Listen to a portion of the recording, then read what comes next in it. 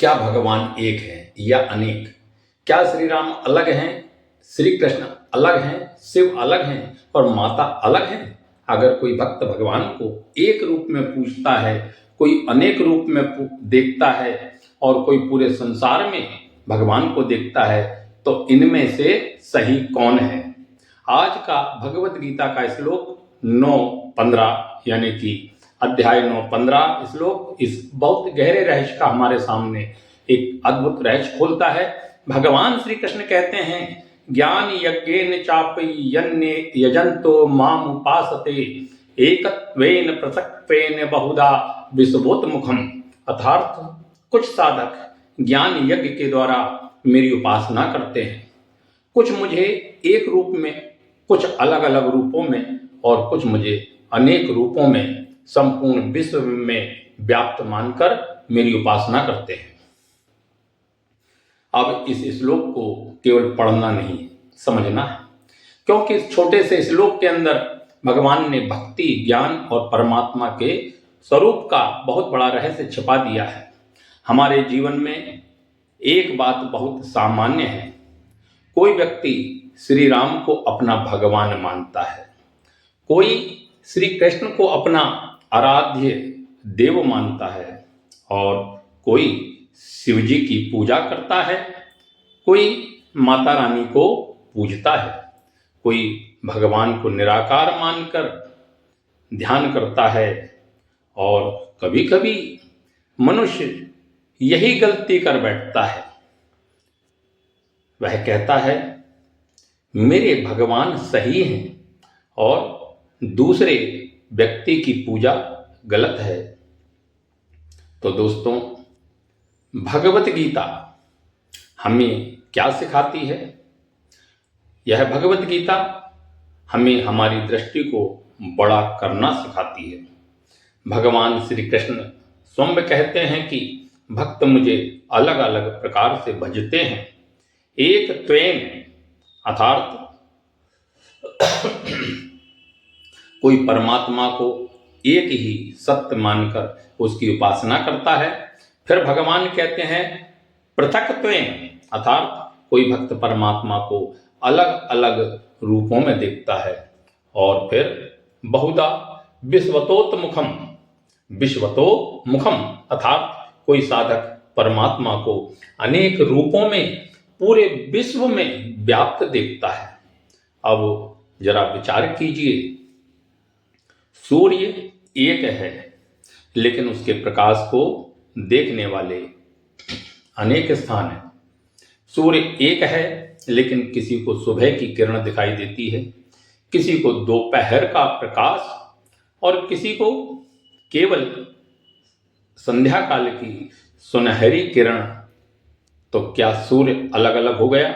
नहीं, बस हमारी दृष्टि अलग है।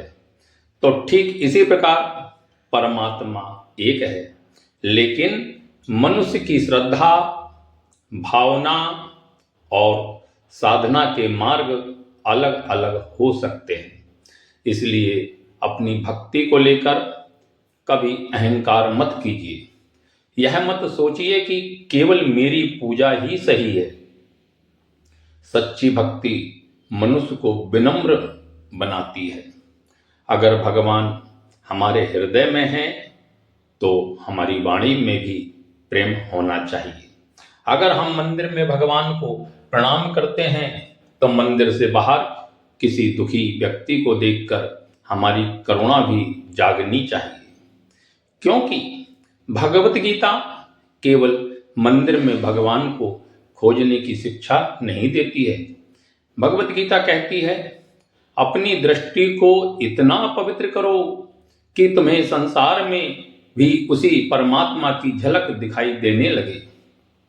अब सोचिए, हम रोज भगवान की मूर्ति के सामने दीपक जलाते हैं, लेकिन क्या कभी हमने किसी के अंधकार भरे जीवन में आशा का दीपक जलाया? प्रश्न है यह।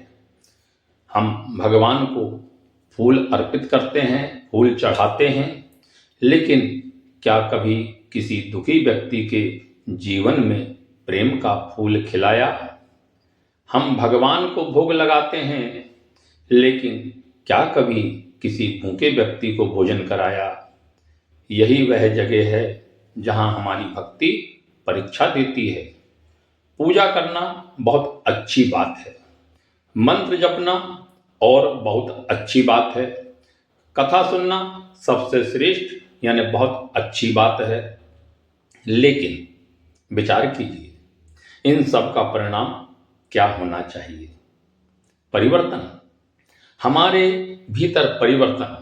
अगर भगवान का नाम लेने के बाद भी हमारे अंदर क्रोध, अहंकार, ईर्ष्या और द्वेष बढ़ता जाए तो हमें अपनी साधना पर विचार करना चाहिए, क्योंकि भगवान को पाने का अर्थ केवल यह नहीं है कि हम भगवान के बारे में सुनते रहें।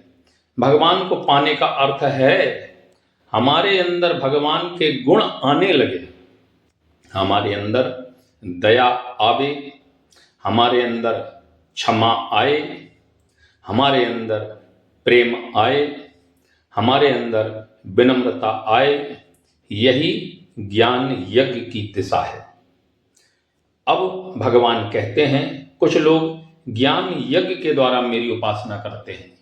ज्ञान यज्ञ का अर्थ केवल किताबें पढ़ लेना नहीं है। ज्ञान का वास्तविक अर्थ है अपने वास्तविक स्वरूप को समझना। मैं कौन हूं? क्या मैं केवल यह शरीर हूं? अगर शरीर ही मैं हूं तो बचपन का शरीर कहां गया? यौवन का शरीर बदल गया, बुढ़ापे में शरीर फिर बदल जाएगा। लेकिन जो इन परिवर्तन को देख रहा है वह कौन है? तो भगवत गीता हमें इसी आत्मज्ञान की ओर ले जाती है। शरीर बदलता है, परिस्थितियां बदलती है, रिश्ते बदलते हैं, धन आता जाता है, सुख दुख आते जाते हैं, लेकिन आत्मा इन सब की साक्षी है और उस आत्मा का संबंध परमात्मा से है। इसलिए भगवान की भक्ति केवल बाहर की दुनिया बदलने के लिए नहीं है। भक्ति पहले हमारे अंदर की दुनिया बदलती है। जब अंदर परिवर्तन आता है तो बाहर की परिस्थितियां भी हमें पहले जैसी परेशान नहीं करती। पहले छोटी सी बात पर क्रोध आता था, अब हम रुक करके सोचते हैं, क्या यह क्रोध मेरे लिए आवश्यक है? पहले किसी की सफलता देखकर ईर्ष्या, जलन होती थी। अब हम कहते हैं भगवान ने उसे दिया है, मैं उसके लिए प्रसन्न हूं। पहले कोई हमारा अपमान करता था तो हम तुरंत जवाब देते थे। अब मन कहता है मैं अपने मन की शांति किसी दूसरे के व्यवहार के हाथ में क्यों दूं? यही साधना है, यही ज्ञान का प्रभाव है और यही गीता के इस श्लोक की महिमा और सुंदरता है। भगवान हमें किसी एक संकीर्ण रास्ते में बंद नहीं करते हैं दोस्तों। भगवान कहते हैं तुम मुझे जिस भाव से खोजते हो उस साधना को गहराई दो, लेकिन अपनी दृष्टि को छोटा मत रखो। भगवान को केवल मंदिर की मूर्ति तक सीमित मत समझो। जिस दिन तुम्हें यह अनुभव होने लगेगा कि परमात्मा हर जगह है, उस दिन तुम्हारे व्यवहार में भी भगवान दिखाई देने लगेंगे। तुम किसी को दुख देने से पहले सोचोगे, किसी के साथ अन्याय, अत्याचार, दुराचार करने से पहले सोचोगे, किसी गरीब का मजाक उड़ाने से पहले सोचोगे, क्योंकि तुम्हारे अंदर से आवाज आएगी, जिसे मैं सामने वाला समझ रहा हूं उसमें भी तो वही परमात्मा है। यही भगवान श्री कृष्ण की शिक्षा है। इसलिए आज गीता अध्याय 9 श्लोक 15 से एक बात अपने जीवन में जरूर लेकर जाइए। भगवान को केवल खोजिए मत, पहचानिए। जी हाँ, पहचानिए। मंदिर में पहचानिए, मंत्र में पहचानिए, भक्ति में पहचानिए और ज्ञान में भी पहचानिए। और सबसे बड़ी बात, हर जीव में परमात्मा की उपस्थिति को पहचानिए, क्योंकि जब दृष्टि बदलती है तो संसार बदलने की जरूरत नहीं पड़ती। संसार को देखने वाला हमारा मन बदल जाता है, और जिस मन में भगवान का स्मरण बस जाए उसके लिए जीवन की कठिनाइयां भी साधन बन जाती है। इसलिए भगवान श्री कृष्ण के चरणों में प्रार्थना करें, हे प्रभु, हमें ऐसी दृष्टि दीजिए कि हम केवल आपकी मूर्ति में ही नहीं बल्कि आपके बनाए हुए जगत के प्रत्येक जीव में आपकी झलक देख सकें। हमारे अंदर से अहंकार दूर हो, हमारे अंदर प्रेम बढ़े, हमारे अंदर दया भी बढ़े और हमारी भक्ति केवल शब्दों में नहीं हमारे कर्मों में भी दिखाई दे। यही गीता 9:15 का अंतिम संदेश है। रास्ते अनेक हो सकते हैं, साधना के रूप अनेक हो सकते हैं, भगवान की आराधना के तरीके भी अनेक हो सकते हैं, लेकिन परम सत्य एक ही है।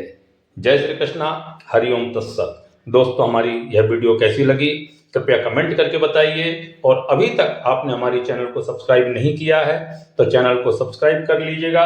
वीडियो को अपने परिवार तक शेयर अवश्य कीजिएगा। जय श्री राधे राधे।